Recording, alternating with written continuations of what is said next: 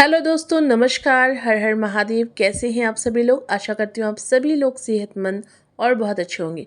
दोस्तों, आज जो रेमेडी मैं आपके साथ सफ़ेद बालों की शेयर करने जा रही हूँ, उनके की इंग्रेडिएंट्स आयुर्वेद में सबसे ज़्यादा इस्तेमाल किए जाते हैं। इनके जो औषधि गुण हैं वो कम समय में ही अपना असर दिखाना शुरू कर देते हैं, बशर्ते आप इन्हें फ्रेश यूज़ करें। तो चलिए स्टार्ट करते हैं। फर्स्ट आप देख रहे हैं यहाँ पर मैंने दो तरह की लीव्स ले रखी है, अमरूद की पत्तियाँ और लेमन की लीव्स यानी कि नींबू की पत्तियाँ।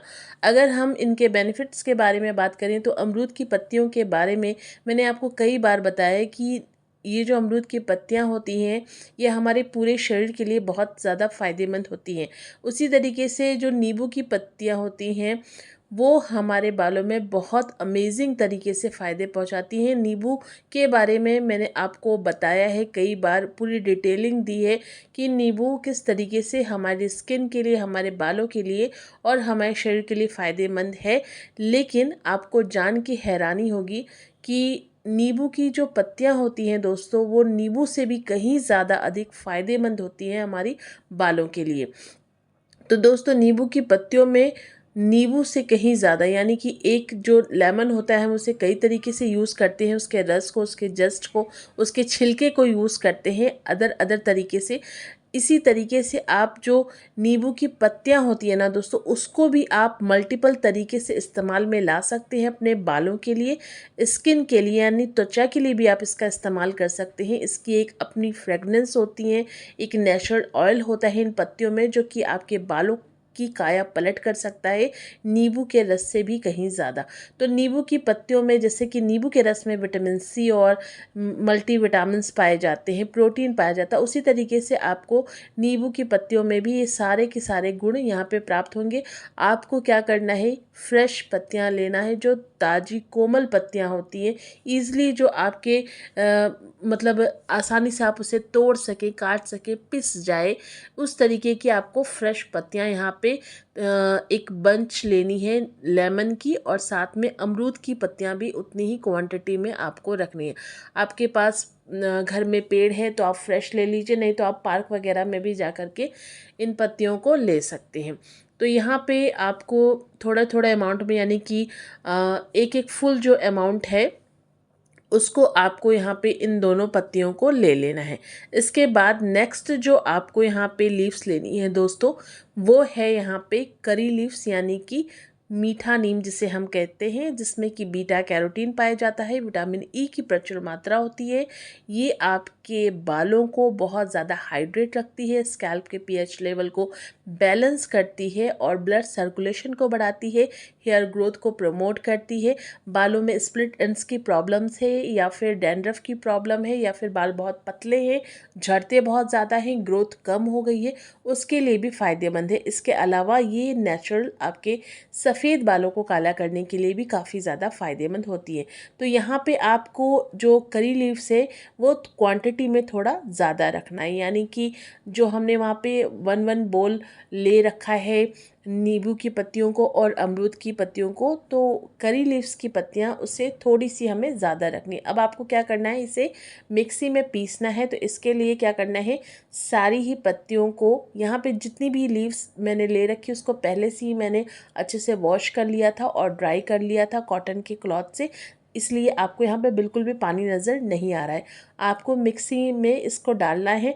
आप चाहें तो छोटे छोटे पीसेस में कट कर लीजिए इसे, ताकि इसे पीसना ये आपके लिए आसान रहे, या फिर आप ऐसे भी डाल सकते हैं। और एक चीज़ का ध्यान रखिए, जो नींबू की जो लीव्स है उसकी जो ऊपर की डंठल होती है जो मोटी होती है, या फिर जो अमरूद की जो हम पत्तियां यहाँ तोड़ रहे हैं, इसमें आप देख सकते हैं जो पतला सा जो डंठल ये दिख रहा है, मोटा जो पार्ट है, इसे आपको हटा देना है, क्योंकि ये पिसता नहीं है और थोड़ा जब आप ग्राइंड करेंगे तो ये प्रॉब्लम भी क्रिएट करेगा। तो इस तरीके से आपको ये जितनी भी आपको डंठल इस तरीके से मिले, चाहे वो नींबू में मिले या फिर आपको अमरूद की पत्तियों में मिले, इन्हें आपको निकाल देना है। इसके बाद सारी पत्तियों को यहाँ पे कलेक्ट करने के बाद यानी कि मिक्सी में डालने के बाद आपको इसमें ऐड करना है पानी, यानी कि पानी के साथ आपको इन पत्तियों को पीसना है। तो यहाँ पे आप देख सकते हैं मैंने सारी ही पत्तियों को इसमें डाल दिया है। अब इसमें हम पानी डाल रहे हैं आधे गिलास से थोड़ा सा कम, यानी कि जैसे जैसे पत्तियाँ पिसेंगी उस तरीके से आपको पानी यहाँ पे डालना है, बहुत ज़्यादा पानी ऐड नहीं करना है। तो कम्प्लीटली यहाँ पे पानी को मैंने डाल दिया है। अब इससे हम यहाँ पे कवर कर देंगे, यानी कि लिड लगा देंगे और इन्हें पीस लेंगे। तो इस तरीके से देखिए मैंने इन पत्तियों को पीस लिया है। अब बढ़ते हैं सेकंड स्टेप की तरफ। तो इसके लिए आ जाइए किचन में, यहाँ पे लोहे की कढ़ाई ले लीजिए और कुछ पाउडर्स हैं, आपको यहाँ पे इन्हें रोस्ट करना है। तो सबसे पहला जो पाउडर है दोस्तों वो है आपका आंवला पाउडर, यानी कि जिसे हम इंडियन गूसबेरी कहते हैं। आंवला विटामिन सी, आयरन और प्रोटीन, मैग्नीशियम से भरपूर आंवला हमारे सेहत के लिए और हमारे बालों के लिए नेचुरली बहुत फ़ायदेमंद होता है। इसके साथ आपको 1 चम्मच यहाँ पे लेना है अनार की जो छिलके होते हैं अनार, उनका पाउडर आपको लेना है। और साथ ही साथ 1 चम्मच आपको यहाँ पे लेना है मंगरेल का पाउडर, यानी कि कलौंजी जिन्हें कहते हैं। इन्हें अच्छे तरीके से आपको रोस्ट करना है। और दोस्तों आपको यहाँ पे अपने बालों की लेंथ के अकॉर्डिंग पाउडर का यूज़ करना है। मैंने यहाँ पे 1-1 चम्मच ही लिया है क्योंकि मैं आपको यहाँ पे अभी दिखा रही हूँ और मैं इसे ओनली अपने आगे के जो बाल हैं उसमें यूज़ करूँगी, ठीक है।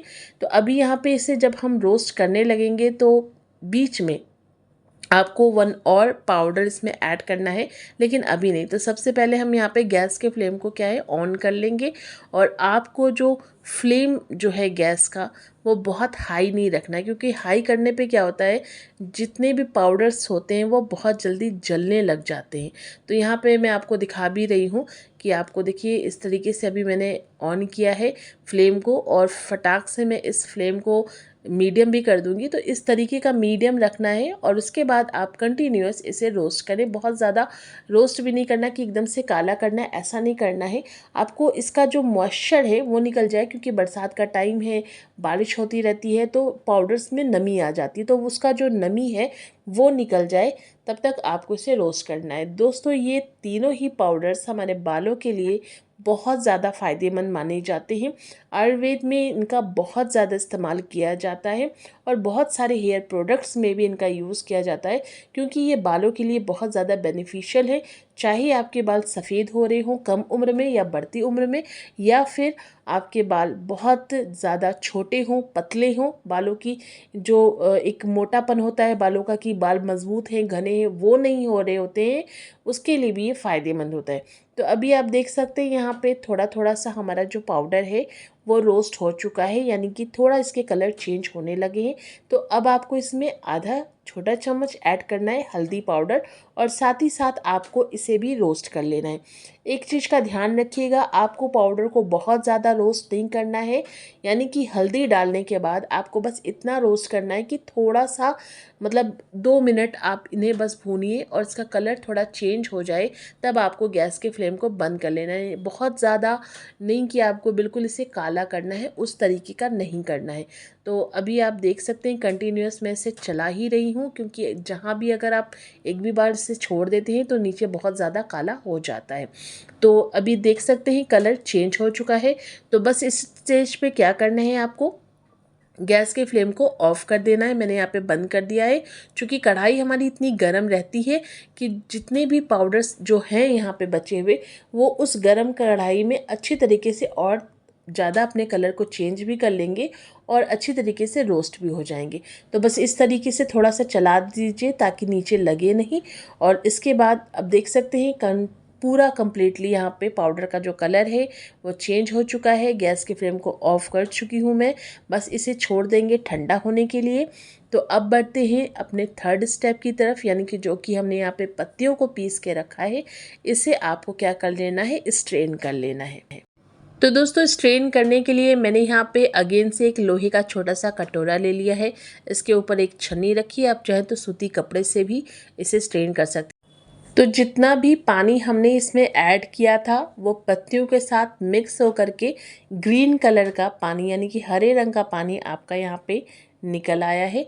इसके साथ जो लीव्स बची हुई हैं उनको भी आप इसमें इस छन्नी में डाल करके हल्का सा प्रेस करेंगे तो जो और उसमें लिक्विड होगा वो भी यहाँ पे निकल आएगा। बहुत ज़्यादा मात्रा में नहीं निकलेगा, लेकिन इतना निकल आएगा जितना हमें चाहिए अपने बालों में लगाने के लिए।